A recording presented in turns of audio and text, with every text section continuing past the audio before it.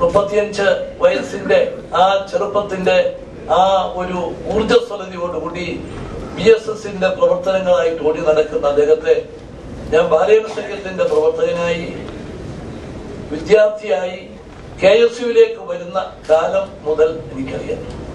പക്ഷെ അദ്ദേഹത്തിന് എന്നെ അറിയത്തില്ല. ജേക്കബ് സാറ് എന്നെ പരിചയപ്പെടുന്ന ഒരു രംഗം എന്നും എന്റെ ഓർമ്മയിലുണ്ട്.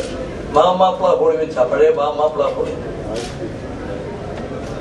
അദ്ദേഹത്തിന് പല യോഗങ്ങളിലും ഞാൻ വിളിച്ചോണ്ട് പോയിട്ടുണ്ട്. ബാലയന സഖ്യത്തിന്റെ യോഗത്തിലൊക്കെ പോയിട്ടുണ്ട്. പക്ഷെ അദ്ദേഹത്തിന് എന്റെ പേരറിയത്തില്ല. പേര് ചോദിക്കാനും ഒരു മടി. കാരണം ഒരു ചെറിയ പരിചയം ഉണ്ട് താനും. അപ്പൊ അദ്ദേഹം അതൊക്കെ എന്റെ അടുത്ത് വന്നേച്ച് എന്റെ ബാഡ്ജ് എടുത്തിട്ട് ഈ ബാഡ്ജ് എങ്ങനെയുണ്ട്,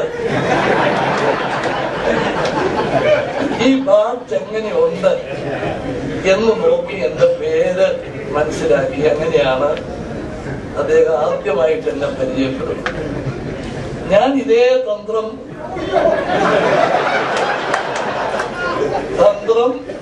ഞാനും പയറ്റു നോക്കി.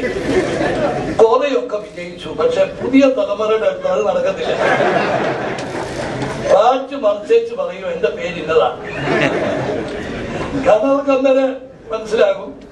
നേരത്തെ മനസ്സിലായാലും അത് പറയാതിരിക്കും. ഇപ്പൊ പറയാനൊരു മടിയില്ല. എന്റെ പേര് ഇന്നതാണ് എന്ന് പറയും. ഏതായാലും ജേക്കബ് സാറിന് അങ്ങനെ പരിചയപ്പെട്ട ഞാൻ എന്നും ഓർക്കുന്ന ഒരു സംഭവമാണ്.